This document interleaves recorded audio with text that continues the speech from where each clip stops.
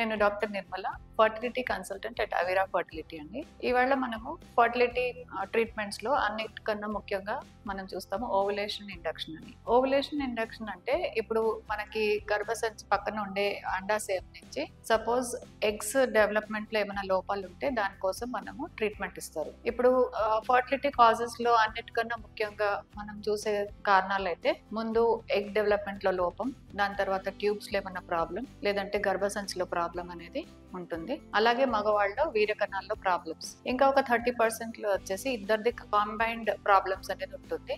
ఒక 10% వచ్చి ఇది అన్ఎక్స్‌ప్లెయిన్డ్ ఇన్ఫర్టిలిటీ, దాంట్లో ఇమ్యునాలజికల్ ఫ్యాక్టర్స్ ఉండొచ్చు ఆర్ ఇంకేమన్నా వేరే రేర్ కండిషన్స్ అనేది ఉండొచ్చు. ఇప్పుడు ముఖ్యంగా ఎగ్స్‌లో వచ్చేసరికి సపోజ్ ఓవ్యులేషన్ జరుగుతుంది అంటే రెగ్యులర్ సైకిల్స్ అనేది పీరియడ్స్ ఉండొచ్చు. కానీ ఎగ్ క్వాలిటీ బాగోలేకపోతే కూడా మనకి ఆ రెగ్యులర్ సైకిల్స్‌లో మనకి అర్థం కాదు. సో దానికి కొన్ని బ్లడ్ టెస్ట్‌ల ద్వారా వాళ్ళు ఆక్యుపేషనల్ హిస్టరీ తీసుకొని వాళ్ళు మామూలుగా వేరే ఏమన్నా మెడిసిన్స్ వాడుతున్నారా అవన్నీ తెలుసుకుని దాన్ని బట్టి, లేదంటే వాళ్ళకి ఏమైనా డయాబెటీస్ ఉందో, థైరాయిడ్ ఉందో, లేకపోతే ప్రొలాక్టిన్ హార్మోన్ ఎక్కువ ఉంటామో, అండ్ సపోజ్ వాళ్ళు వెయిట్ ఎక్కువ ఉన్నా కానీ వాళ్ళు ఏమైనా రిక్రియేషనల్ డ్రగ్స్ వాడతామో, ఆల్కహాల్ ఎక్కువ వాడినా ఆర్ లేట్ అంటే వాళ్ళ స్లీపింగ్ బిహేవియరల్ ప్యాటర్న్స్ అన్నమాట, late night sleeping and junk food ఎక్కువ తింటాము, అవన్నీ మనము ఇన్ డెప్త్ మనం అనలైజ్ చేయాలి. ఇంకా మెడిసిన్స్ కి వస్తే కనుక యూజువల్లీ మనం 4 టైప్స్ ఆఫ్ ఓవ్యులేషన్ అంటే ఇండక్షన్స్ అనేది ఇస్తాము.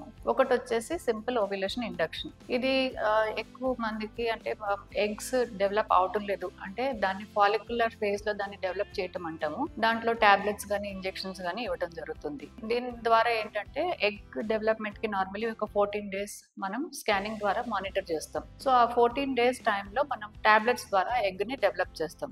యూజువల్లీ 1 or 2 eggs డెవలప్ అవుతాయి.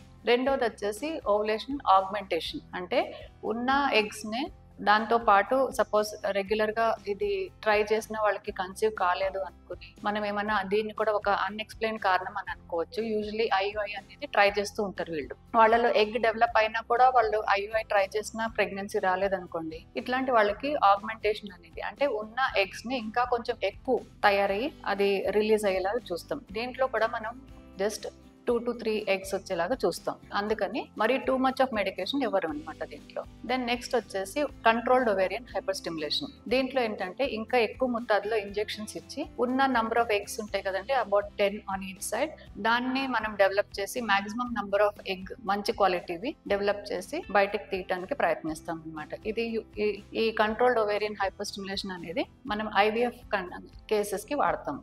ఇట్లా చేసినప్పుడు ఆ బాడీలో ఆ పేషెంట్కి హార్మోన్స్ బాగా ఎక్కువ పెరుగుతాయి. అందుకని దాని తర్వాత కూల్ ఆఫ్ పీరియడ్ అనేది కూడా మనమే చేయవలసి వస్తుంది. ఆ 10 to 12 days స్టిమ్యులేషన్ తర్వాత ఎగ్స్ తీసిన తర్వాత మళ్ళీ ఆ హార్మోన్స్ తగ్గిస్తానికి మనం మానిటర్ చేస్తూ కన్జర్వేటివ్ గా లేదంటే యాక్టివ్ మేనేజ్మెంట్ ద్వారా మనం చేస్తాం అన్నమాట. ఇంకా ఇవన్నీ కొంత అయితే ఎగ్ డెవలప్ అయిన తర్వాత మెచ్యూర్ ఎగ్ రిలీజ్ అవడానికి ఓవ్యులేషన్ ట్రిగ్గర్ అనేది ఉంటుంది. ట్రిగ్గర్ అనేది యూజువల్లీ ఒక 10 to 14 days of egg development తర్వాత ఇస్తారు. దీని ద్వారా ఏంటంటే టైమ్లీ మెచ్యూర్ ఎగ్ రిలీజ్ అవ్వాలనే ప్రయత్నిస్తాం అనమాట. ఆల్రెడీ మన బాడీలో LH హార్మోన్ అనేది ఉంటుంది, కానీ ఈ ట్రిగ్గర్ ఇంజెక్షన్ ద్వారా అది HCG ఇంజెక్షన్ ఉండొచ్చు, లేకపోతే ఏమన్నా గొనాడోట్రోపిన్ రిలీజింగ్ హార్మోన్స్ ఉండొచ్చు. దాని ద్వారా మనము అంటే సేమ్ సరోగేట్ LH లాగా పనిచేస్తున్నది. దాని ద్వారా మనం మెచ్యూర్ ఎగ్ ని బయటకి టైమ్లీగా బయటకు వచ్చి ఆ టైంలోనే మనం IUI ప్లాన్ చేయొచ్చు, లేదంటే డెఫినెట్ గా IVF కేసెస్ కి వాడతామండి. ఇది మనం ఇవాళ ఓవ్యులేషన్ గురించి చిన్న బ్రీఫ్ అండి. Thank you.